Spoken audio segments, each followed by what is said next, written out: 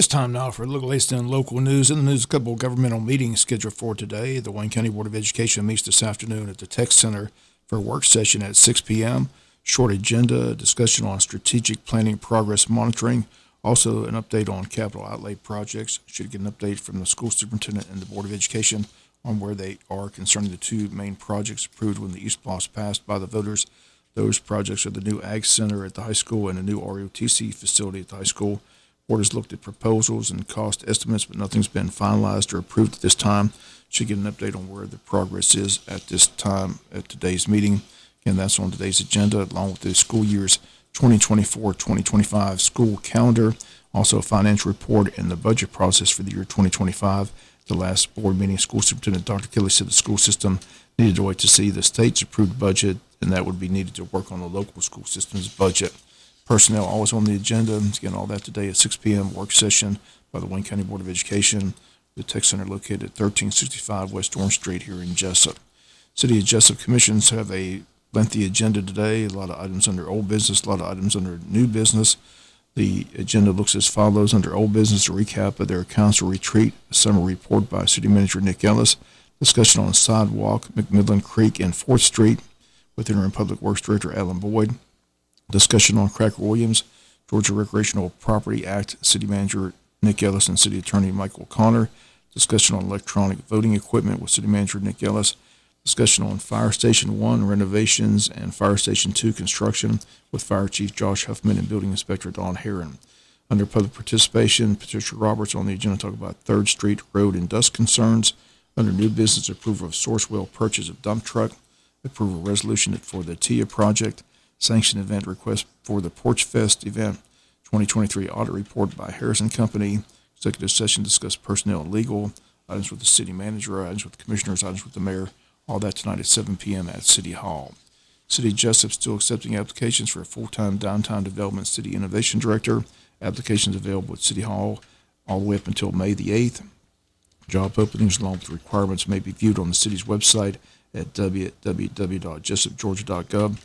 City of Jesup, an equal opportunity employer. If you need more information, call City Hall at 912-427-1313. Over the weekend, Iran attacked Israel. We reached out for a comment from Congressman Buddy Carter, and he sent the following comment. He says, quote, I stand with Israel. President Biden's appeasement of Iran, weakness on the world stage, and a failure to support Israel emboldened Iran's attack on our ally. House Republicans are committed to supporting Israel and holding Iran accountable. In addition to the bill is currently pending in the Senate that would weaken Iran. We are also taking action this week to strengthen our greatest ally in the Middle East. This weekend's events underscore the importance of getting aid to Israel, and he says he hopes the Senate will take up the completely offset aid package that we sent them months ago. We'll be back with more news after this word from our sponsor, the commercial messages, so please stay tuned. In other news, the State Department of Revenue reports that Georgia tax collections continued their downward spiral last month, declining by 12.6% compared to March of last year. Year-to-date tax receipts were more encouraging, with revenues down a slight 0.5% compared to the first 9 months of last fiscal year. However, that's only because the state has resumed collecting taxes on gasoline and other motor fuels. Tax Governor Kemp suspended during most of last year. Not counting those revenue, state tax collections actually fell 4.3% during the first 9 months of fiscal year 2024. Individual income taxes declined by 16.1% in March compared to the same month a year ago, in part because the governor and the General Assembly cut the state's income tax rates effective January 1st. Net sales tax receipts also fell 4.5% last month compared to March of last year. Corporate income tax collections dropped 28.3% as refunds issued by the Revenue Agency rose by 88%, while payments were down by 91.8%. Despite the slowdown in tax revenues, which the governor's Office of Planning and Budget expected, Georgia lawmakers adopted a record $37.9 billion mid-year budget in February that includes $5.5 billion in new spending. Annual Crime Victims Memorial Ceremony is scheduled for Courtroom C on Thursday, April 25th at 5:30 p.m. in Courtroom C at the Wayne County Sheriff's Complex. The public's invited to attend the ceremony.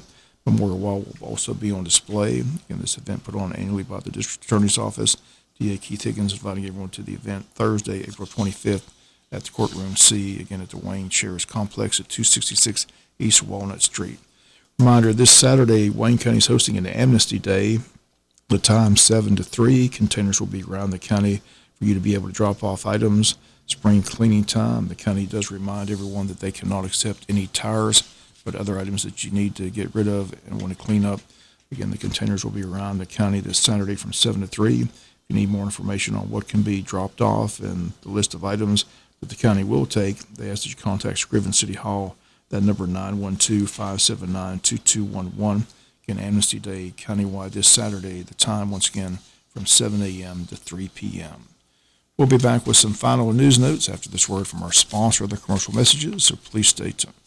Final notes in the news: Chamber of Commerce hosting a post-legislative luncheon at Coastal Pines Technical College today, Tuesday, April 23rd from 11 to 1. Everyone's invited to come get a recap of the session from our local representatives. On hand on the program will be State Senator Blake Tillery, State Representatives Buddy DeLoach, and Stephen Meeks. Tickets are $30 for members, $40 for non-members. Everyone's invited to attend. If you need ticket information, call the Chamber at 912-427-2028. Chamber of Commerce hosting a business after hours.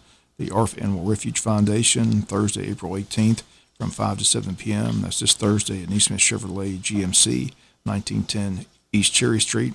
And Chamber members from all businesses are invited to attend this evening networking event to meet new people, enjoy refreshments, and build business relationships in our community. Once again, the business after hours set for this Thursday, April 18th from 5 to 7 p.m. at Neesmith Chevrolet GMC here in Jesup.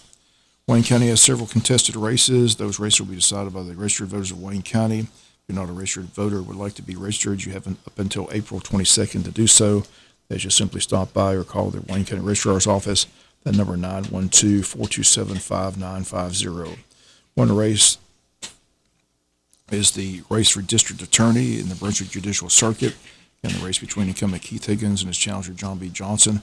It's a 5-county circuit, including Wayne, Appling, Jeff Davis, Glenn, and Camden. Today we have District Attorney Keith Higgins on the Butch and Bob Show. That's coming up this morning at the top of the hour. That's going to do it for latest in local news. Sports comes your way in a few minutes. Bob Morgan saying have a great day.